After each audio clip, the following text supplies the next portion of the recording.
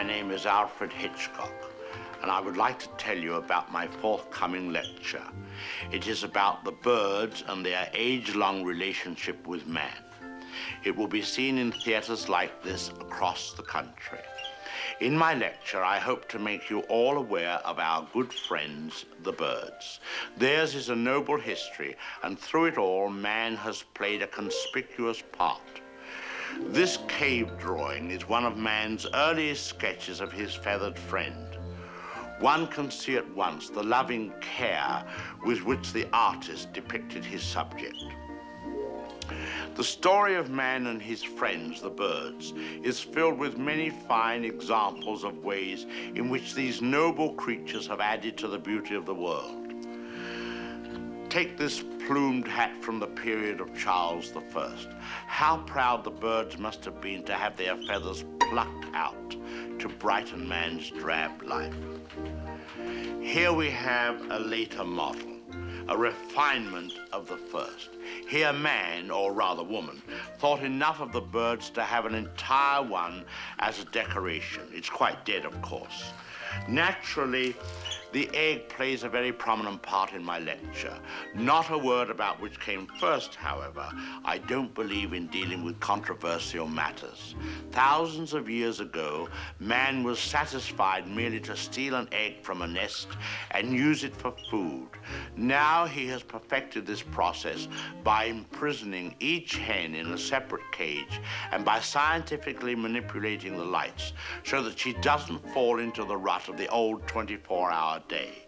Thus, he can induce the bird to reach fantastic heights of egg production. Originally, there were many varieties of birds on Earth. Some have become extinct. The great auk, the passenger pigeon, and the famous dodo bird have all disappeared. Actually, they didn't exactly disappear. They were simply killed off, but of course, this is nature's way. Man merely hurries the process along whenever he can be of help.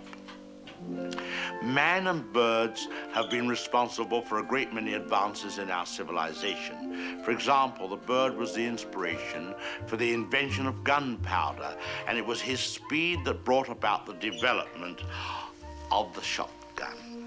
But man has not been unmindful of his debt to the bird.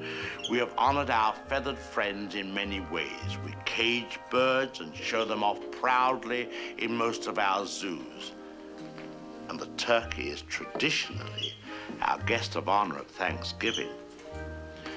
I suspect you never realized that if it weren't for birds, even some of our pastimes would suffer noticeably. Duck hunting, for example.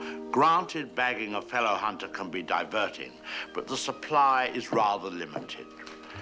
I hope you don't mind if I have something to eat, but I'm rushed today.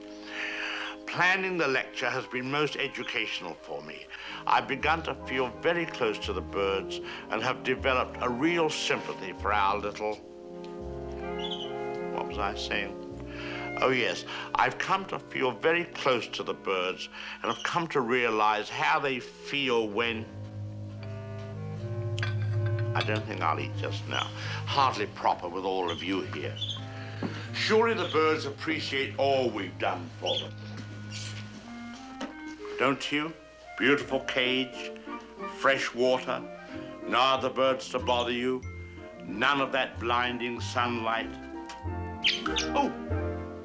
Now, why would he do that? Most peculiar. What on earth?